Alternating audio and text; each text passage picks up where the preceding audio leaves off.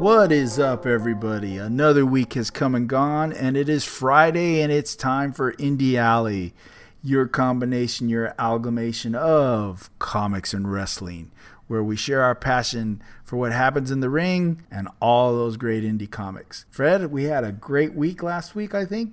A lot of people called you, DM'd you, sent you messages. I think we're on to something, man. Yeah, man. Dude, I'm really excited by all the feedback. A few people reaching out to us to do some crossover things with them, and we have some exciting things coming up in the next couple of weeks.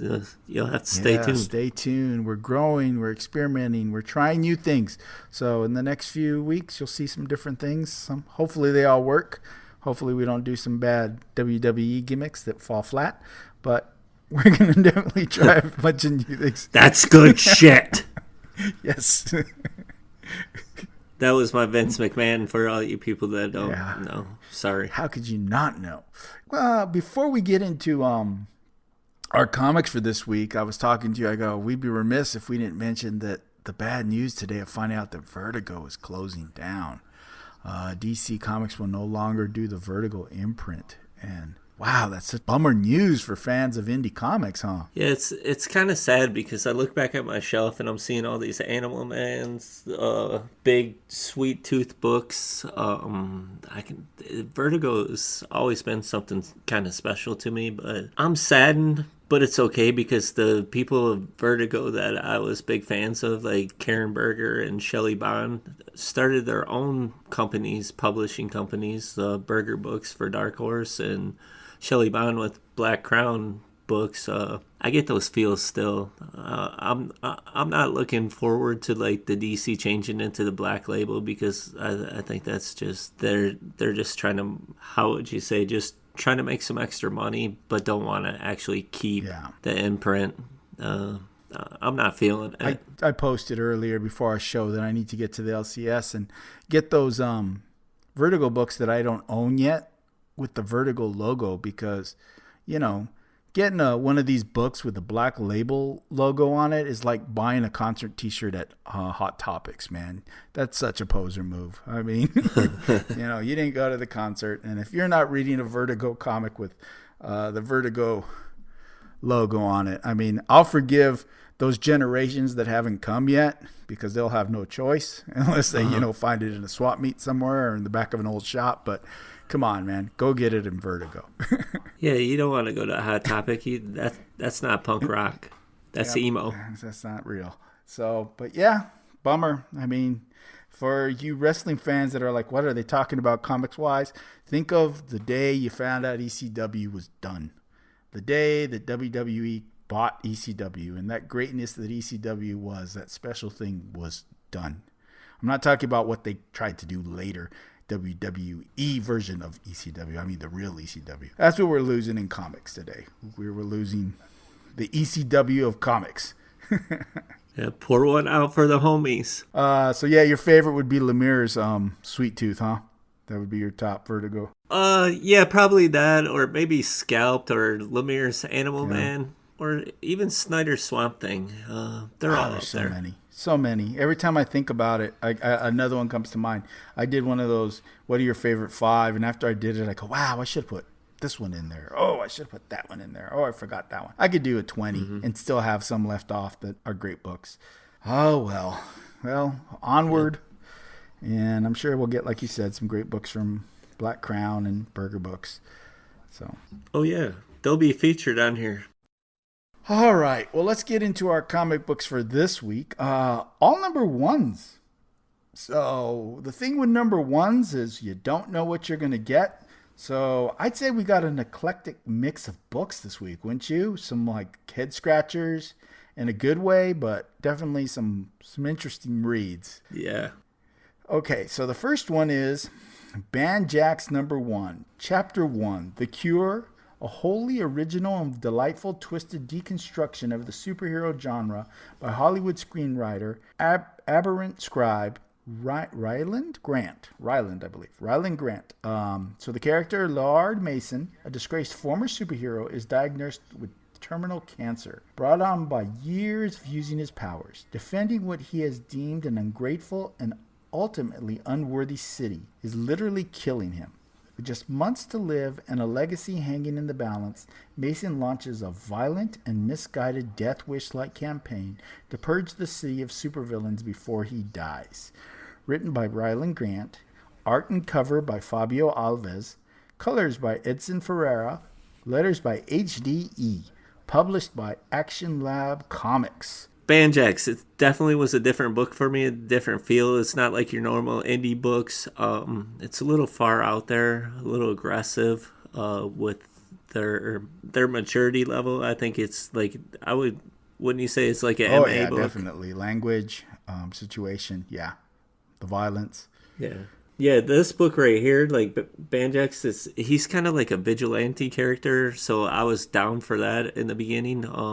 Because I like Green Arrow, Nightwing, those type of things, Daredevil characters like that. So it's more of an edgy character like that, but it's kind of heavy because he's diagnosed with the disease, and then you just see like replays throughout his life of things that happen over the years. Like it's very much so like TV, like screenwriting or a movie. But I dig it. It's definitely it caught my attention the first time I read it, and it's good. I like it. Yeah, it was a trip. It's a dark story. This guy's had some really bad luck in his life. He hasn't had anything go right. And when he has a moment of good, it doesn't last very long.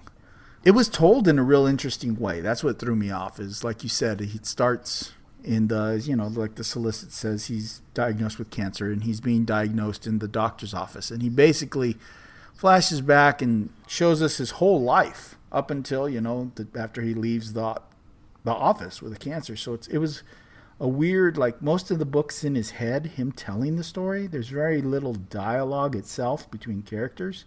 And you just, from his point of view, see how his life has gone.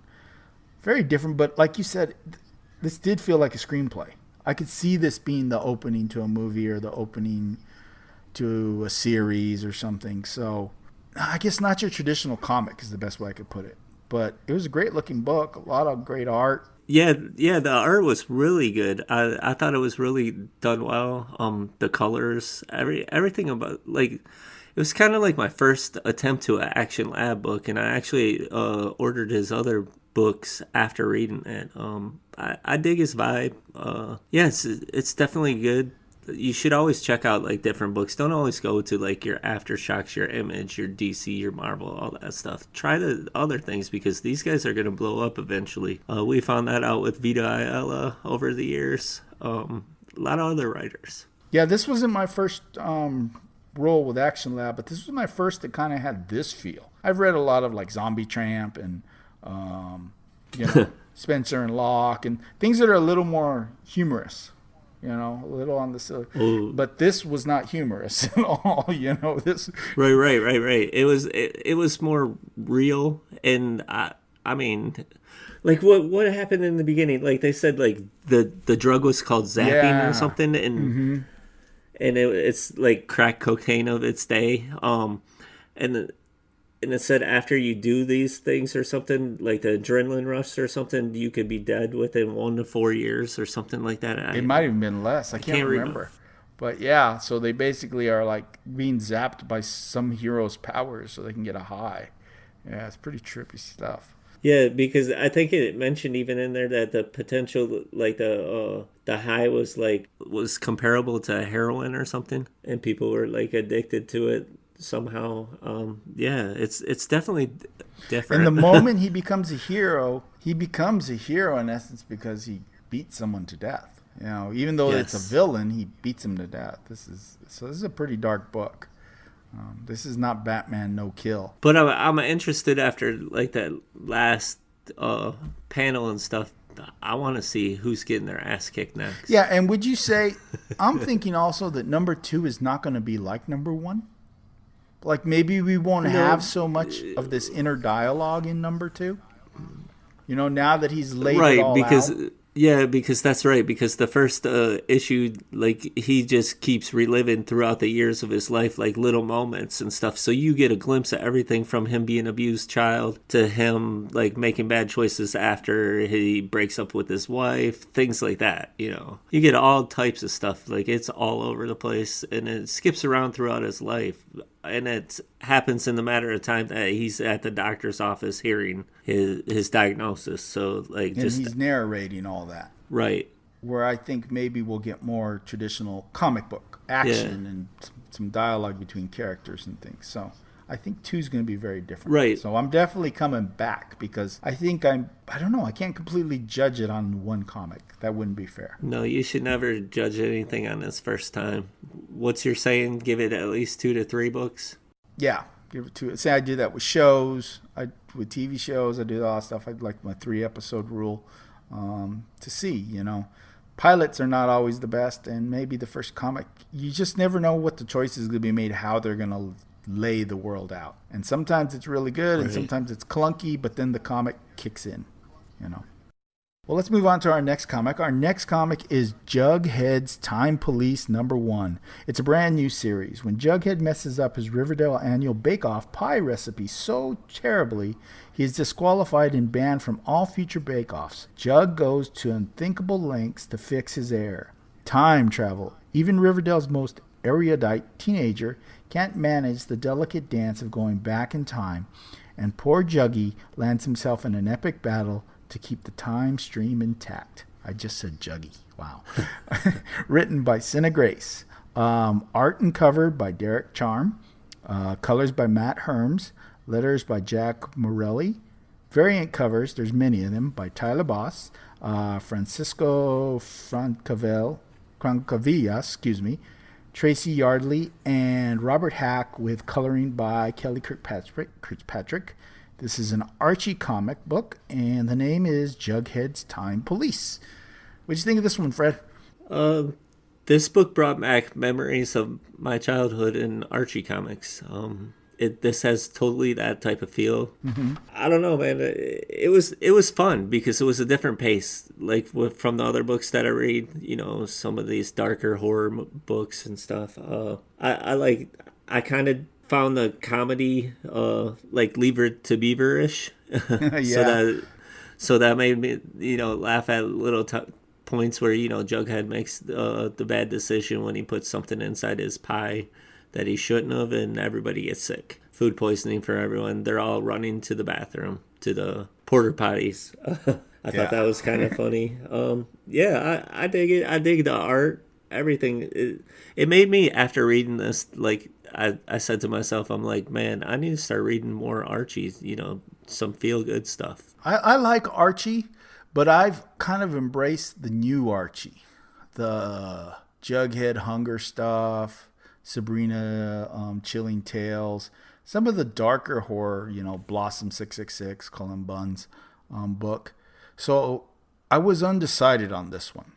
But I did enjoy it, and there was a bunch of moments that I laughed. I liked Hot Dog.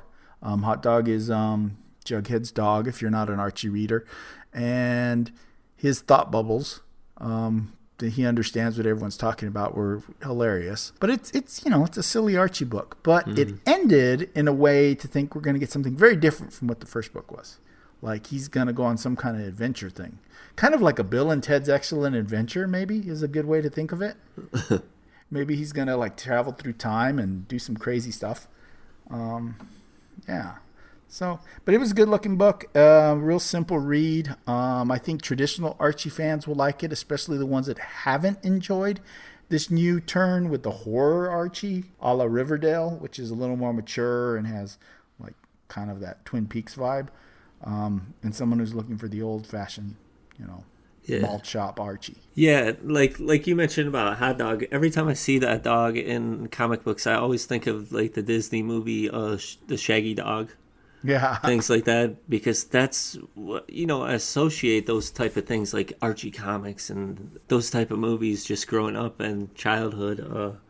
And it brought back some memories. So don't be afraid just because, indie books that we might read, like, say, Trust Fall, Death or Glory, things like that, and you need a good palate cleanser. This is definitely one that I would check out, or check out some other Archie stuff. I mean, there's a reason why it's still around and still going strong. Yeah, there's a lot of great. I mean, this week, Kelly Thompson's Sabrina. And that's more in this vein. It's a little more whimsical and a less of the horror. Yeah, check out Archie. And I know a lot of our friends and fans listen to or read Archie because I see your posts every week. And I see your bin dollar dives. And I see a lot of old Archie books in there. So we have some Archie fans out there that follow us. I know we do. Yep. All right. Let's move on to our next book. This one is Trust Fall #1. Ash Parsons was raised to believe she's special. As someone with a quirk of genetics that lets her teleport things, she's the golden goose of her family. Her family is the foundation of a struggling criminal outfit trying to get ahead in the world, and Ash is able to pop out whole fleets of cars and entire bank vaults. But while she can teleport valuables and her accomplices, she can't teleport herself, making every job a trust fall with her family there to catch her and escort her to safety. It's a perfect setup, but as things begin to change and the Parsons move up in the world, Ash will find herself pushing back against her golden cage with deadly results. Whew. Written by Christopher Sebela. Art and cover by Chris Visions. Lettered by Hassan Othman Elahu. Variant covers Claire Rowe and Dylan Todd. Published by Aftershock. Trust Fall. Okay, this book right here, man, okay, we post our pictures or pics of the week and things like that, and we're called Indie Alley. So a lot of our stuff is graffiti. Well, this book right here, it's art. It's graffiti art style. And when I first saw that, I was like, holy crap, they did a whole book like this? This is amazing, because I'm a big fan of that type of art. I mean, I grew up in the hood, so I've seen it all the time, and this is how we would express ourselves. Not only that, I'm a big fan of Hassan's lettering. It was unreal. Like, the change of fonts, the colors. Even he had this one bubble that he crossed out the dialogue in it. Did you notice that, Andrew? There was so many little pieces in here that I was like, oh, wow, this is a guy that, he's a boss. Yeah. Just in, like, lettering. Now, for the book, I had to read it a few times to just understand what's going on, and it's totally different than any other Sebela book. And I'm a huge fan of his work, like from High Crimes to Shanghai Red to Crowded to House of Mock. I'm trying to think of other books that I have, but yeah, man, this one is totally different, and it's, what would you call it, a high concept? Yeah. Oh yeah, this book blew me away. And I think one thing to think of is right away you see Christopher Sebela, and I like you, I'm such a huge fan, but I felt like that first issue, the star was Chris Visions, not Christopher Sebela. The art, Yes. I kept stopping to just like try to like figure out the art was like so much going on, all these bright colors, very phonetic, like it was moving, and there felt like all this motion and action in it. And then I'd have to go back and try to like reestablish where I had been reading to read, because the art was almost distracting. The art was its own thing by itself. And the panels, they're not rectangles. Did you notice that? There's like all kinds of oddly shaped panels. Yep. And there was this one panel where the border of the panel was the guy's shoulders and his head. Yeah, I'm looking at that right now. Yeah. I mean, like all kinds of crazy art decisions, okay? So it's almost like the first time through, I didn't really read properly because I was just blown away. So I had to put it down, come back to it a day later, and then read it again to really get the gist of the story, what was going on, how that, like, I didn't catch right away that she couldn't teleport. It was obvious once you read it again that she couldn't teleport, but I was just like, oh my God, like there was like this purple like swoosh that was through the whole page that was kind of guiding you, like that, showing that it was fast action and the car was driving fast, and just wow, like a sensory overload on the art, without a doubt. It is. There's a lot going on, a lot to take in this book. And like where you mentioned like the swooshing and stuff, that's where I automatically started looking at it and going, holy crap, this is like graffiti art style. I'm like, I'm digging it. And I would just keep looking at it. The other thing that I like too is it kind of gave you like certain words, and they would break down definitions for things, you know. Yes. So I thought that was a nice touch of the book. Of course, it's an Aftershock book, so I'm gonna pick it up. I read everything Aftershock, and then you put Sebela's name on it too, and I'm like, all right, this is gonna be good. And he deserves a lot of credit also because, you know, he gets the major pub being the writer at the top, but he always puts together these great teams. It seems like every time we read one of his books, we're talking about so many pieces of it. We're talking about the logo sometimes, like on Crowded, or we're talking about, you know, like you said, how the great lettering that you noticed. He really goes out and gets collaborators that do really cool stuff with him. And his books are just worth the effort to go find because they're an experience. Yeah. yes, and like I thought when it originally came out that it was going to be kind of like a comico book, but I'm not getting that feeling now. I thought it was going to be something similar to Crowded, but it to me it kind of it's another new chapter, a new way of writing for him that I've never seen before, and this interests me a lot. Don't be afraid to like read it a couple times or get mad the first time you read it because I think we all did it. Like Yeah. I know I read it 3 times, Yeah.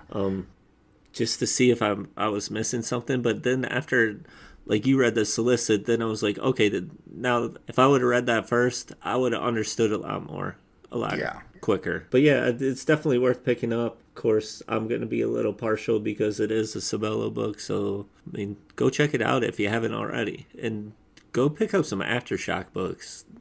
There's a lot of good books out there from them. Definitely. They're slowly becoming one of my favorite publishers, without a doubt. I'm picking up, it seems like weekly, I'm picking up an Aftershock book now, which is pretty impressive considering they're not that big. All right. And, you know, and then the lettering by Elihu, it seems like I also, when I do these solicits, I start recognizing names over and over and over. And I always see his name attached to something that kind of blows me away. There's him, there's Esposito, there's Dukeshire. Those 3 names just keep popping up in the good books. And Simon Bolin. Yes. Yeah, it's funny. It's the unsung hero of the comic book. Yeah, like for the letter, I mean, I remember Taylor told me one time, he said, you know, for being a letterer, the importance is like a drummer to a band. Like you have to set the pace, the beat, the tone for the book, and that was a good like way to put it. And shout out to him because that dude does some crazy shit. Well, man, I need to stop cussing.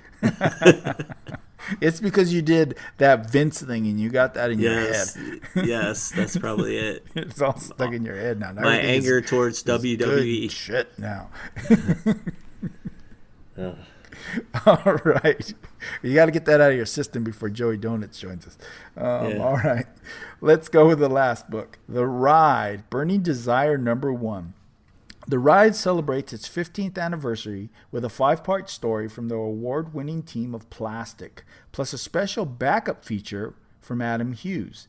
After serving a hard 15 years in prison on a murder plea, former Atlanta PD detective Samantha Vega now makes her living as a bouncer at an exotic dance club. But life on the outside isn't easy, especially when enemies have scores to settle. Written by Doug Wagner. Art by Daniel Hilliard. Colors by Laura Martin.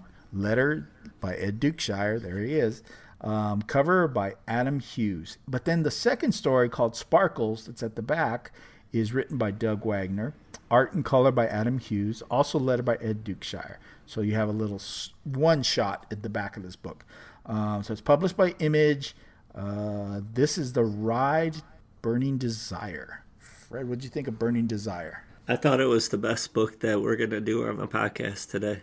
And with that being said, like, it had a lot of feel. Like, I'm a huge Rick Remender fan, and it has a Death of Glory feel to it. Probably not the humor so much of, like, Rick Remender, but basically the same type of things happen in the book. I didn't know that she was a bouncer in the beginning, so the pages where she, like, kicks everyone's behind. See, I didn't swear right there. I thought that was really good. I thought it was just really well written. Like, I blew through this book quickly because it just flowed that good. It caught my attention. It just kept going. I wanted to keep turning the pages, see what happened next, where it was going to go. Now, for like the colors and things, the beginning, because you mentioned she works at a strip club, it has that vibe. It has the color tones that if you walked into one of those places, not that I ever walked into a strip club, I've seen it on TV. PG. Right. You know, I've seen Dust to Dawn, so I know what it looks like. There you go. But yeah, it's a really good book, man. I liked it a lot. She's a tough girl. She can kick butt. I don't want to spoil too much, but I'm definitely going to say that I would highly, highly recommend this book. It was that well done. What do you think, Andrew? Oh, yeah, this is right in my wheelhouse. I love Grindhouse, and this made me think of Grindhouse stuff. If you guys have seen the second film in the Grindhouse movie series, the one Tarantino does, Death Proof, cars, hot women, you're in a strip club. Kind of, you know, the dialogue has that feel. I mean, it could offend if you don't like that, if you take it a little too seriously, but you're looking at an era and a style of storytelling that, yeah, Grindhouse. I really liked it, and I do like that there's this mystery, and it's perfect for a 5-issue series. I had not read a lot of the books that came before this. This has been around for a while, but I definitely will be, because if they're anything like this is right up my alley. I really like this kind of stuff, and great looking art. There's this cover. I don't know if you noticed. There's this cover on the back. Like a back cover, and I don't know who did it. I cannot read the signature, and there is no credit anywhere in the book. But there's this great looking piece of art on the back as well. And then that second story, that was a trippy little story. That was like borderline something like I'd read in a Garth Ennis type, book. Yeah, it was. Yeah, that something out of Preacher. Right, or an Aftershock book. No. But yeah, there's some creepy Sparkles. Sparkles isn't what you think. No, it's not. Yeah. It's not the glitter of their outfits at the strip club. That's for sure. Yeah, crazy stuff. Yeah, I just noticed on the back of the book when you mentioned it, it said it was 15-year anniversary, and I hadn't read anything else from this title before, so this was my introduction. I didn't feel lost or anything. It was done really well. Like I said, best book that I read this week that we put on the podcast right now. Oh yeah, and I think it's right up your alley from stuff you've liked over the years. It has that crime feel, the crime story, like things that you like Hot Lunch Special and Criminal and things like that seem to be hit home for you. So I knew you were gonna like it. I kind of like the cars and all that. I've always been a fan of the muscle cars and everything. Right. So. Well, when they showed the car at the last panel, I was like, oh, it's about to be a chase book. That's why I thought Death of Glory, because the main character in that was female, and then it's a lot of chase action scenes, and I'm waiting for it to pick up because I added this one to my poll list. We'll probably review it again in the future. Definitely keep going with this one. Good book. Check it out. Beautiful looking book. A lot of purples and pinks this week, huh? If you think about it, Trustfall had all that purple and pink. This has a lot of purple and pink. Yeah. A little bit of an overload. All right. Well, that's the comics for this week. So I guess it's wrestling time, nerds. So we're going to bring in a third member of our panel, and let's talk some wrestling. He's heading down the aisle. Joey Bag of Donuts. Oh, he fell down like Titus. He said he fell down like Titus.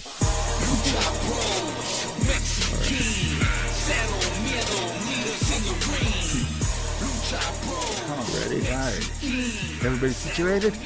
Yeah. Ready to go? You had your Michael Cole entrance. Let's talk briefly about a pay-per-view. I guess it'd be, well, not a pay-per-view, but a special show that we saw in Mexico from AAA this weekend, because it had a pretty newsworthy match in it. So maybe we'll just hit some things in that match. And Joey, you being our AAA guy, what'd you think of that show overall? What would you give it? A good score? mean, like, numbers-wise, like, out of Or just 10? was it something that you thought, like, when you think I want to show off a AAA match to my friends or a AAA show, this is one I would pick? Or would you be like, I mean, don't they? I think they only have 2 pay-per-views, so like, this is like their SummerSlam or their Royal Rumble. So like, I would say so far this year, this is the show until like Triple Mania comes. Nice. What match would you consider the highlight of that show? I mean, my favorite match was the tag team championship match between the Young Bucks and the Lucha Bros. Yeah, I would say that might be the match of the week. That match was really good. I know my dad was gonna choose the Blue Demon match with the Demon, Wagner, and all those guys. He's nostalgic. He likes the old guys. Yeah, he likes the 50-year-olds that got bloodied really fast. That's his type of thing. He likes the slow guys that make him feel good. What the heck? Come on. Don't come over here and start busting my balls. Yeah. Can't be watching the slow old guys. Yeah, well, okay. Just because I have that Dr. Wagner mask over here doesn't mean anything. That was a fun match. I think that Dr. Wagner match with all those other guys suffered from coming after the Young Bucks, which was going a mile a minute. And it's hard to follow that. And that match was actually put there to set up because, Wagner and Blue Demon are legends in Mexico. Coming up at Triple Mania, Blue Demon puts his mask up on the line against Dr. Wagner. So if he loses, he retires. Oh, wow. So, yeah, that's a big deal. That's a big deal, especially, the fan base that's there, the AAA fan base knows about that. And, losing a mask that's major news. Yeah, because when Wagner lost his mask to Pagano, everyone seen how ugly he is, and he's kind of scarier without it. I mean, so yeah. But it would be, I would say, a little more of a, like, it would be more hyped up because of the Blue Demon is actually, like, I think the second most known Mexican wrestler after El Santo. But it's, like, that big name just revealing his face would, like, I don't know, like, there's no words to explain what would it do. Yeah. That Young Bucks Lucha Brothers was just as good as the Double or Nothing match. In some spots maybe better. But yeah, it's so funny. This is why I like the Bucks. Is they're like the clown show when they're not in the ring, but when they're in the ring, man, they turn it on. And the Lucha Bros are always going a mile a minute. So that match was just amazing. Yeah, that's a good comparison. Like when you said that, I thought of like the mullet haircut back in our day. Like it's business up front and party in the back. That's the Young Bucks. Yeah, that is the Young Bucks. You watch the All Elites and all the YouTube videos, and it's all fun and games and everything. But man, when they get in the ring, they're not there to play around. Their persona is much different, and they're there to fight, and they don't like to lose. So I really appreciate that. They make every match entertaining.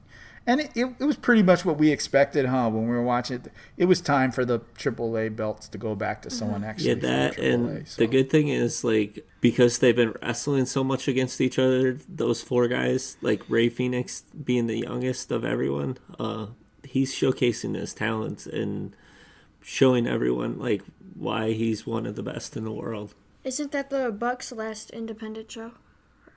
Yeah. So No. They have one in California. Something Glory is the name of the promotion. That's an Impact show. Yeah, maybe. Is that in California? That's a. And that is their last show. They have their last match is on Impact. No. It's not. Is that PWG show? Bound for Glory is an Impact show. I don't.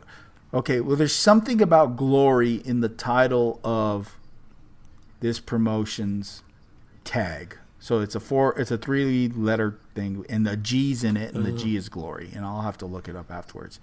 But I watched their videos. I follow them on YouTube, and they talked about it, and they talk about how that's going to be their last indie match for a long, long time. So that's kind of cool. Another match I liked, and it was my pick for this week, was Taya Valkyrie, because I kind of like that match. I thought Taya and Tessa got into it, man. They got into it with the fans. They got into it. They fought the male wrestler. That was a good match because it wasn't Laredo Kid, her partner, and he was able to showcase some things, and he's actually going to be joining the Lucha Bros and the triple threat match. Is that what it or? Yeah. Well, no, it's a 3-man tag team. Yes. Or 6-man, excuse me, 6-man. Yeah, so that's going to be really exciting to see. Like, it's Kenny Omega and the Young Bucks versus the 3 Luchadors, and if you haven't seen Laredo Kid, if you like Ray Phoenix and Pentagon, wait till you see this kid. He's good. Yeah, we're going to see a lot of flying around, a lot of cool double teaming, stuff like that. And then the one last thing we got to bring up, Aerostar. Nearly killing himself. He does that at every main show.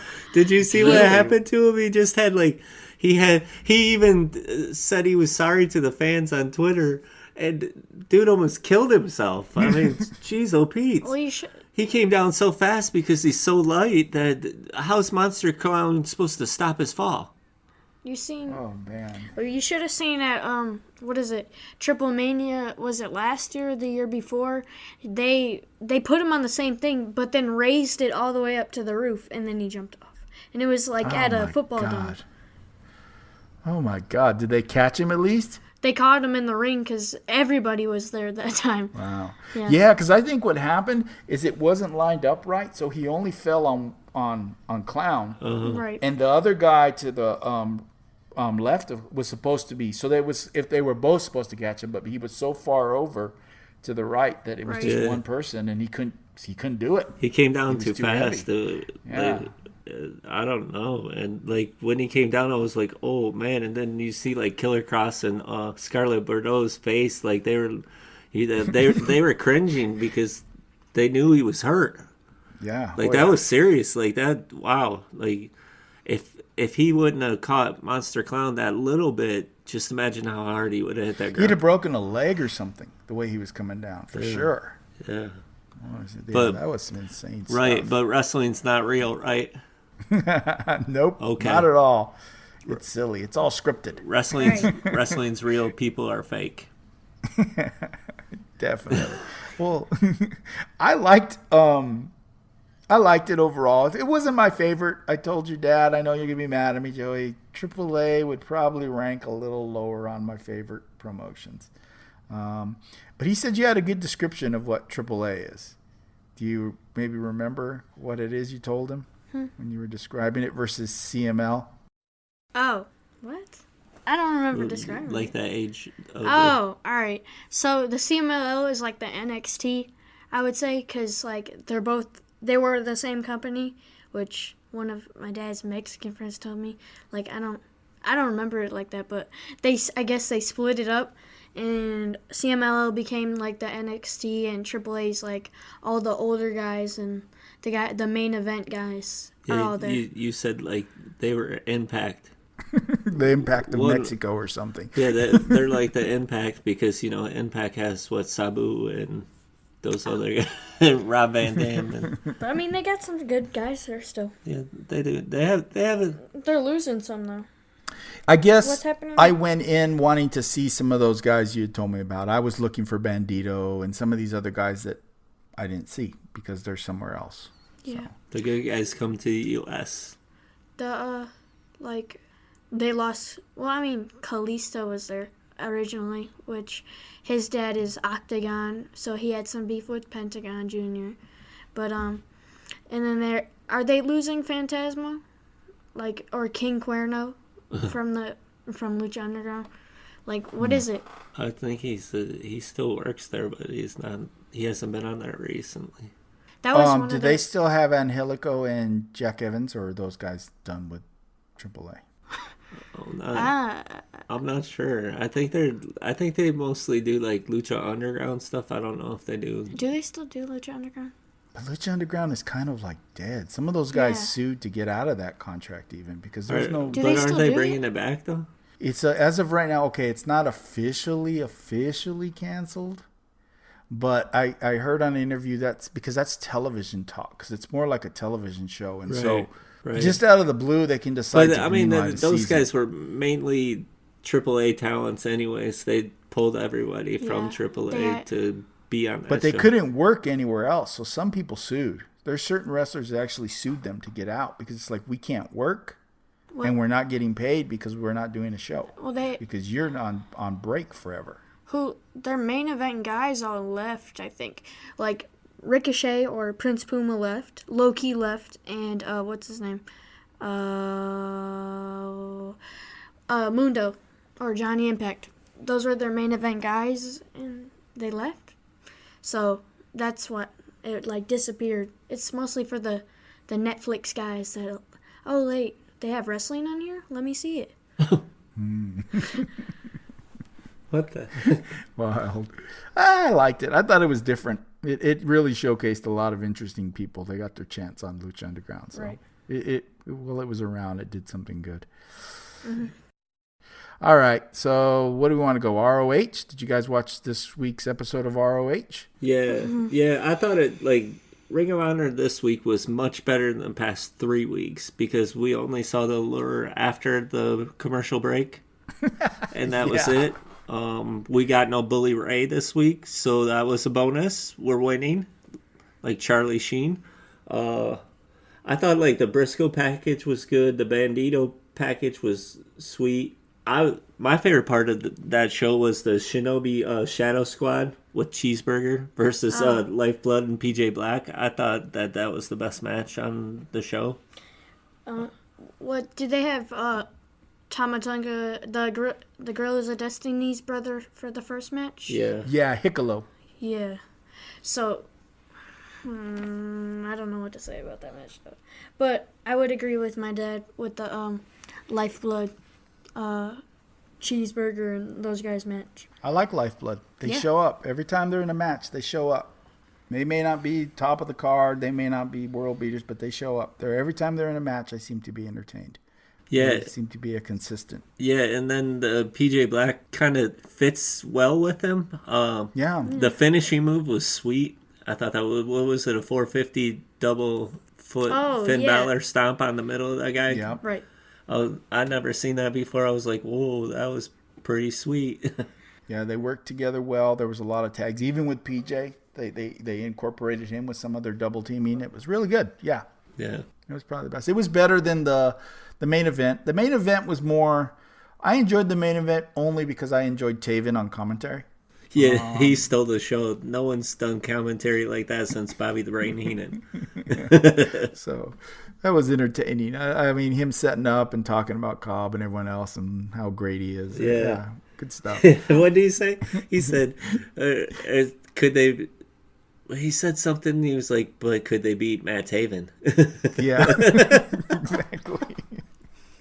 Yeah, he was good. So I was. But like you mentioned before, like the match at the end of Fatal 4-Way is just to set up for what's the pay-per-view coming up next Friday?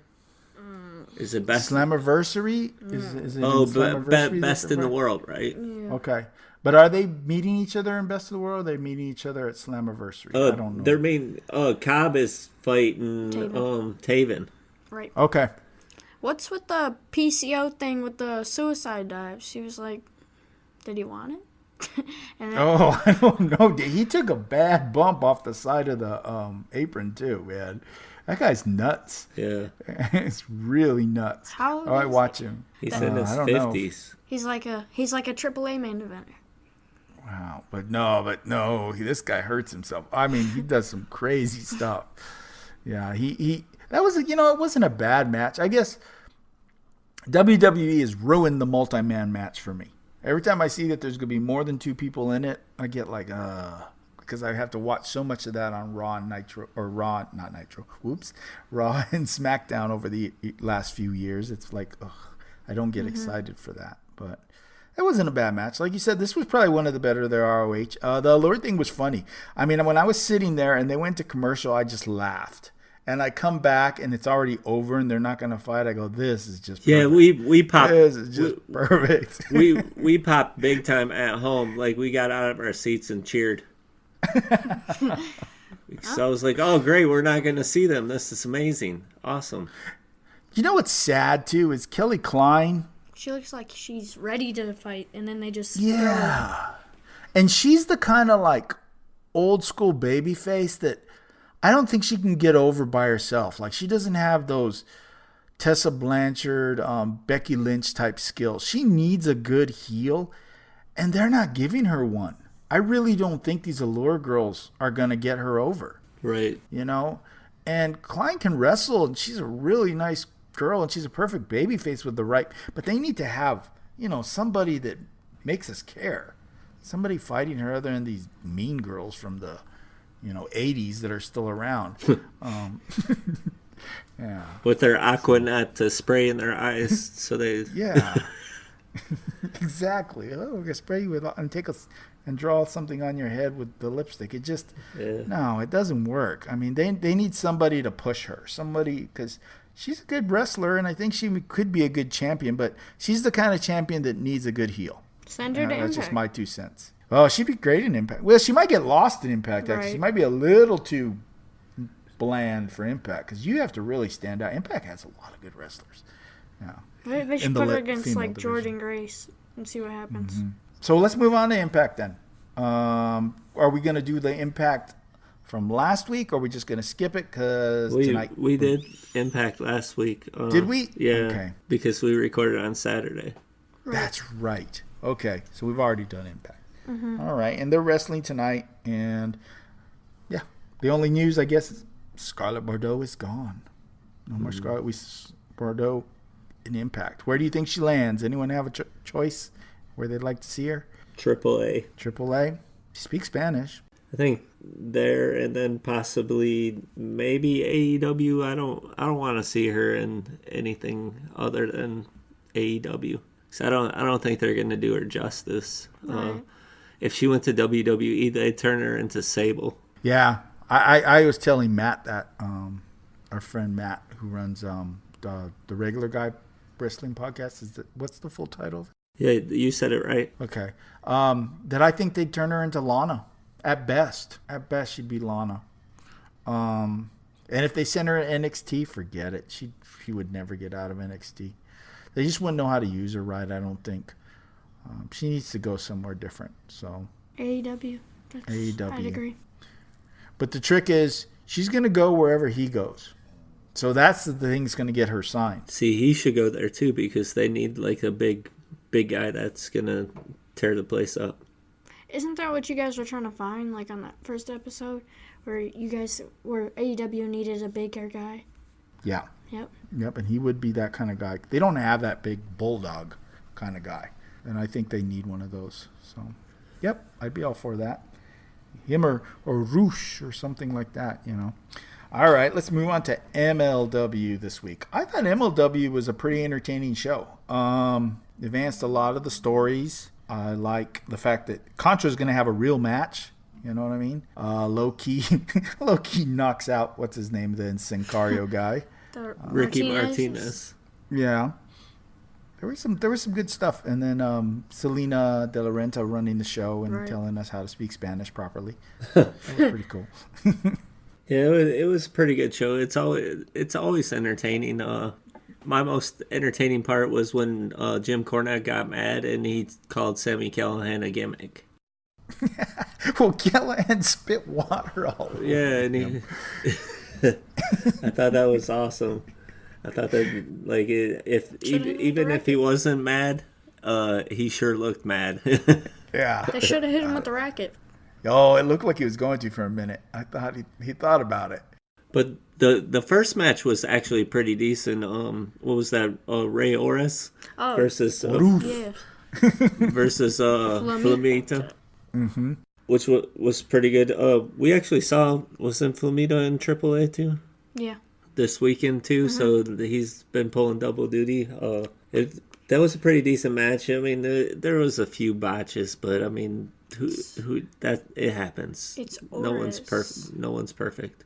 What? It's Oris, not Horace. Who said Horace? Selena Del Renta told you how to say it. Oh. You gotta say it correctly. You don't say the H. Yeah, but I'm like, what are you talking about? Okay.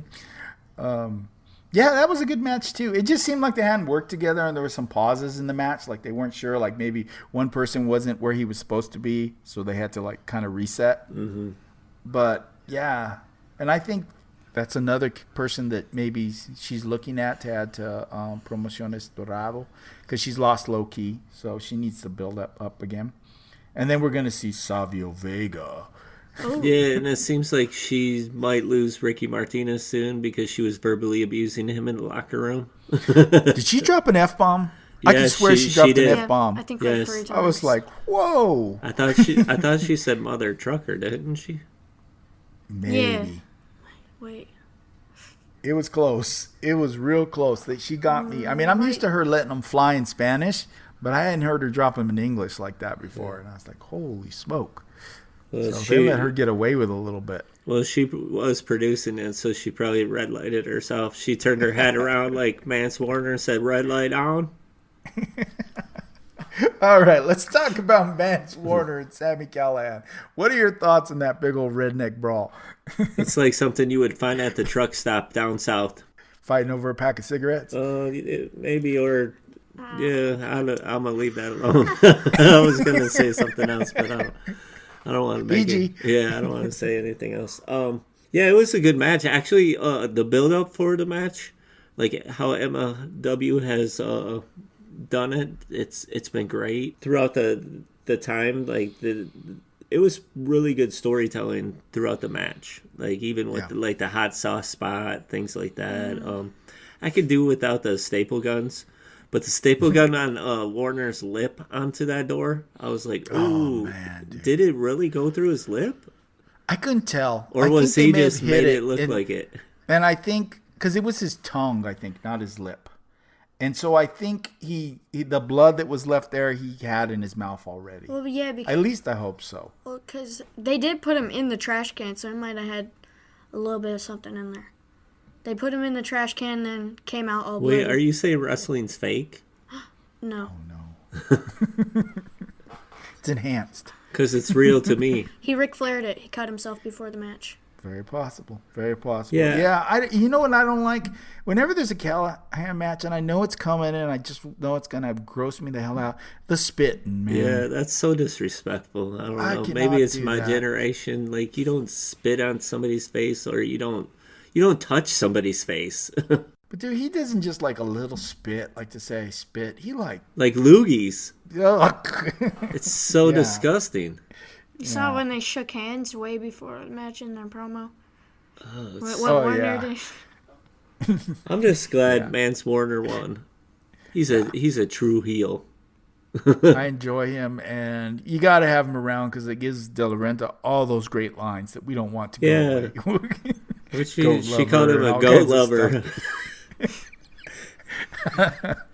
lover. So we want that to continue into the future. Yeah, it was a great match as usual. They do a lot in a little bit of time. The only thing I'd say is that sometimes Cornette gets a little ornery when he has to watch like a luchador match or something. You know, he's got to learn to embrace some of these other styles. Yeah, I think that's part of like his gimmick though, because I think he's mentioned on his podcast that it's a perfect blend of like American wrestling, luchadors, a strong style all in one. That's why they call it fusion, MLW fusion. I mean, it is. He likes to play the angry redneck. And then we saw the Von Erichs for the first time, all Right. cowboyed up. With Lawler. That was what was with them? Yep. And they're supposed to go against Contra, right? That's the Contra match, yeah. It's Lawler versus Fatu. And then they're just going to have their partners ringside. So it can turn to a big old scrum. And I'm hoping Fatu does win, because then they're going to do something with like Contra coming out after the match and maybe just like taking out the whole Von Erichs, and you might see some Von Erich action in the ring a little bit after. They're big. Yeah, they built that faction up pretty well. They book them correctly. It's done good. The whole show's done well. I mean, Yeah, they put them over. I mean, they beat up some of the best people they have on that show. Like, that's how if I was in NXT, I would book the Undisputed Era like they do Contra. Yeah. Like NWO style. I would 100% agree with you. And it's funny, when we get to that, I'm going to bring something similar like that up. Yeah, I would totally 100% agree with that. Let them just run wild. Yeah. And well, maybe we should just go right into NXT because we've pretty much covered all of MLW for the week. Yeah. So this was a really good NXT episode. We both were kind of surprised in talking about that. I remember is that we were like, wow, NXT really had their groove this week. A lot to see. Undisputed Era comes out. Then you have Riddle and Breeze and The Dream come out. And they get into a nice promo. And then we had some debuts. We had a solid women's match. It was a good week. And then the announcement of this big tournament coming forward. Right. That tournament is basically going to be all the indie guys that have been stashed away at the Performance Center. Yeah. They get a chance to face for, if they win, they get to choose a title that they want to go against or something. It'll probably be North American if I were to bet. Right. They wouldn't let them go straight after the heavyweight. Yeah, they won't do that. They won't let that happen. They control that a little better. Maybe get that belt off of Dream so Dream can get into a program with Cole. But I want to see Riddle with Cole. I want to see that. It's time. Yeah. You know, Matt Riddle hasn't lost against anyone. Against all He lost against Dream. Right, but like Adam Cole, all the heavyweight guys, right? He hasn't lost to. He beat Roderick Strong. He beat. Who did he beat? He beat Gargano. They haven't even fought him and Gargano?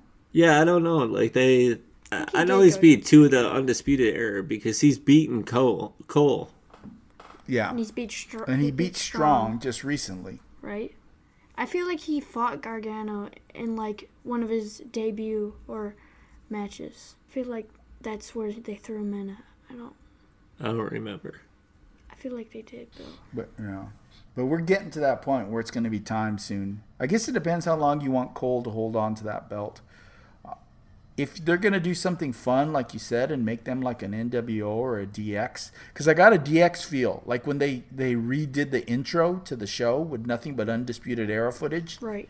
It kind of had that feel of like when Shawn Michaels and Hunter used to like take over the truck. And just run whatever they wanted and be in charge. And that kind of makes sense because Shawn Michaels works backstage. So does Triple H. And plus, Adam Cole has always, throughout his indie career, been compared to Shawn Michaels too. Like with like his style wrestling and his look and everything. So Super cake. Yeah, I'm good with it. What I was most excited for was Punishment Martinez, except what's his name now?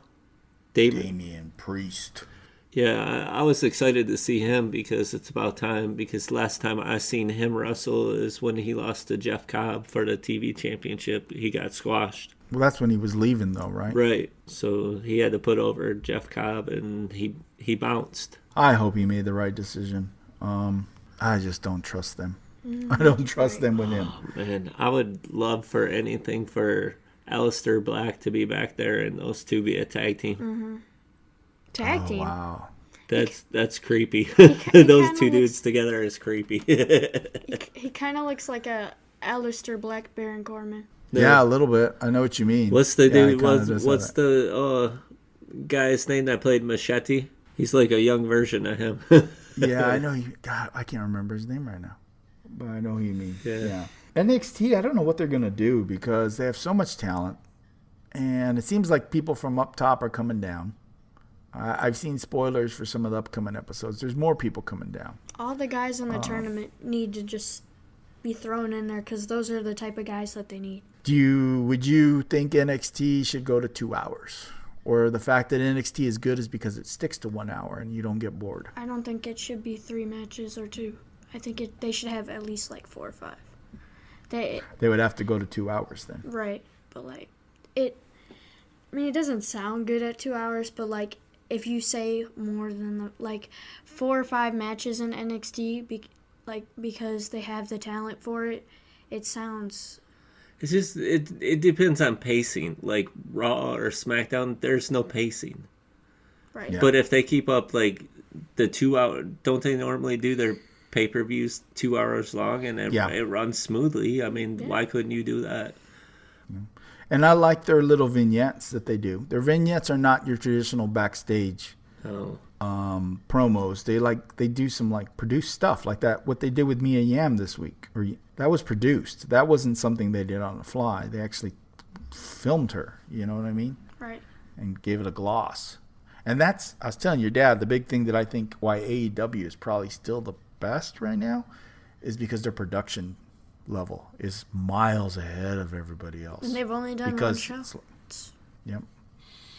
So it's like WWE production, but presenting us wrestlers in a style that we want from AEW, Ring of Honor, New Japan, all of them. You know what I mean? So. Wait, you meant like NXT being produced that way, right? Yeah. What did I say? You said AEW. I did. I wanted to correct AEW is it. going to be produced that way. Right. What I'm thinking. But right, so that's why they're going. But right now, NXT is produced the best out of all the indies. Yeah, I totally agree with that. But if AEW is produced like that last pay-per-view, they're going to be right up there because that was I agree. Amazing. Because it's little things like when we watch these other shows, like the camera's on the wrong side, the camera's not in the right position, so we see the botch where you wouldn't see the botch if the camera was set up right. Right. They don't switch cameras because they have one guy working the well. That's right there. Yeah. So and you can't hear entrance music sometimes, things like that. They're little things that hype up the story for you. Right. When you hear the entrance music of each wrestler, it kind of gets you in the mood for that wrestler's match. Right. Yeah. It's not like New Japan. If somebody botches, then they just go over there and do something really crazy to make it look better. New Japan's a whole different animal, man. Yeah. It's something special. It's beautiful. Yeah. It's Asian art. Yeah. All right. Well, is there any other wrestling news or any shows we want to go over before we call it a night? We're going to have a lot of stuff to talk about coming up soon. Mm-hmm. There's a lot of pay-per-views coming. Hey, there's a pay-per-view Sunday. You guys watch it? Which pay-per-view? Oh, it's a great one. It's called Stomping Grounds. Oh, you're talking WWE. I was like, what? Am I missing something? I wrote down Friday is Ring of Honor, Best in the World. Saturday is Fighter Fest. I'm like, what are you talking about? Throw you for a loop there. Yeah. Anyone, you guys watching it all? No. Or not even going to turn it on? Probably watch it the day later or something. Maybe. We'll see. I told you I want to watch one, but they better give them time. I want to see Ricochet and Samoa Joe, but I want time. If it's a 5-minute match, I'm going to turn the whole thing off in disgust and not watch the rest of it. Is it Raw pay-per-view, a SmackDown pay-per-view, or is it both? They do them both now together. They just do them both now. They don't do the divide. When's the last time you watched WWE? WrestleMania. Wild card rule. He doesn't know. Yeah, he hasn't watched it since WrestleMania. Yeah, everything's a big old cluster now. But pretty much, if you watched any of that thing in Saudi Arabia, you've already seen this show. Because that's pretty much what the matches are. There's like maybe 2 matches that weren't on that show. The women's matches, because they don't have women over there. And the Samoa Joe Ricochet match. Other than that, it's the same exact card. They're doing Undertaker versus Goldberg? Well, yeah, they don't have that. But I mean the other guys. Right. Like, it's Corbin versus Seth. It's Ziggler versus Kofi. All the stuff you already saw. Ziggler versus Kofi sounds terrible. No, it doesn't. Dolph Ziggler is good, and Kofi could do better. But I feel like the old Kofi's better. I don't know. All right. Well, and just don't watch give him at your peril. Okay, then. I don't think I'm going to be around that long for it. I think I'm going to watch Joe and Ricochet and hopefully not turn it off in disgust and then walk away.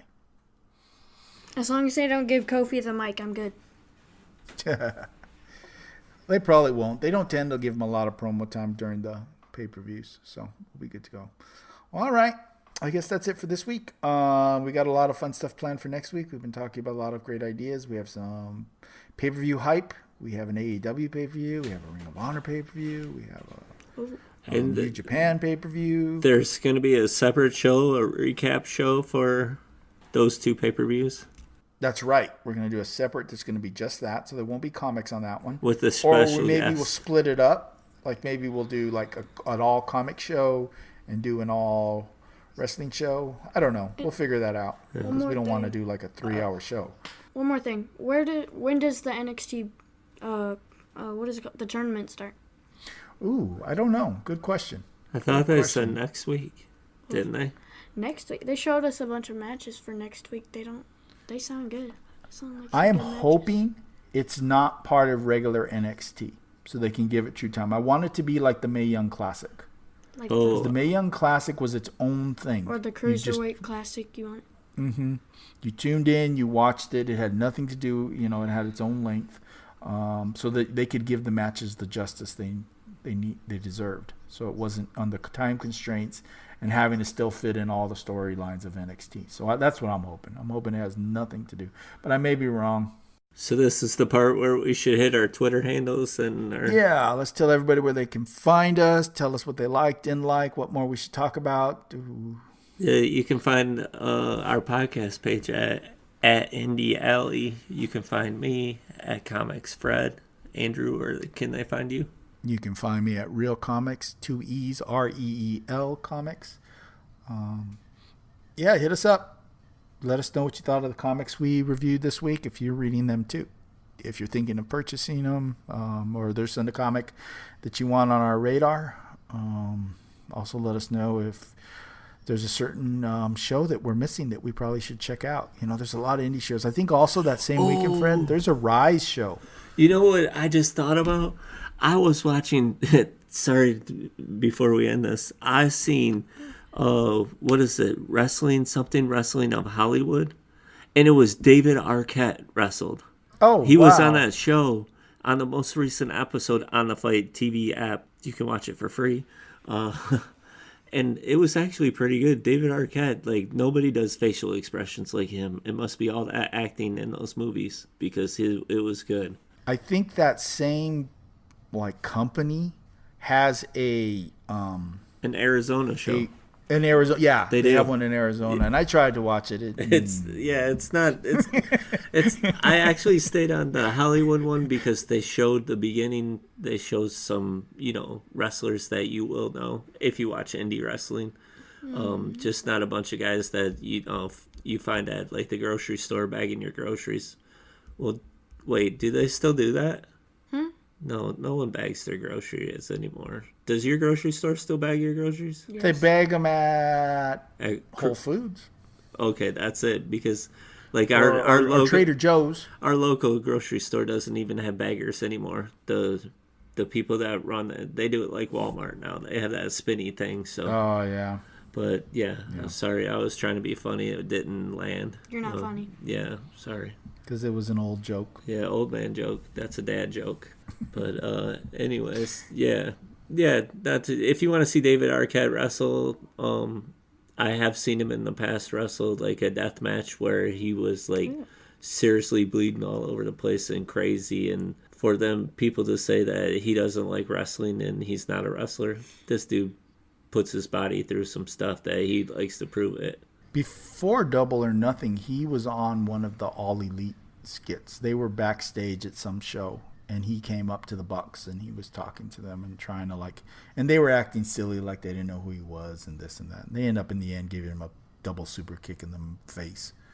Yeah, how can they not know who he is? He was WCW champ. Oh, that guy. Well, that's what they finally get to. They make that joke. They're like, oh, you're not that guy. You know what I mean? Yeah. Right. Yeah, so that's the whole gag is that they don't know who he is. And he's trying, I'm David Arquette. Yeah. So that was the last time I saw him. Yeah. So I knew he was doing shows. Didn't he wrestle on WrestleMania weekend? Because I feel like I've seen him that. I don't know. Yeah. Bad memory. Well, all right. we're gonna wrap this up because we could ramble forever about little tiny facts about wrestling that are even so minute we don't know. We'll do this off air. All right. Well, everybody have a good night. Take care and peace.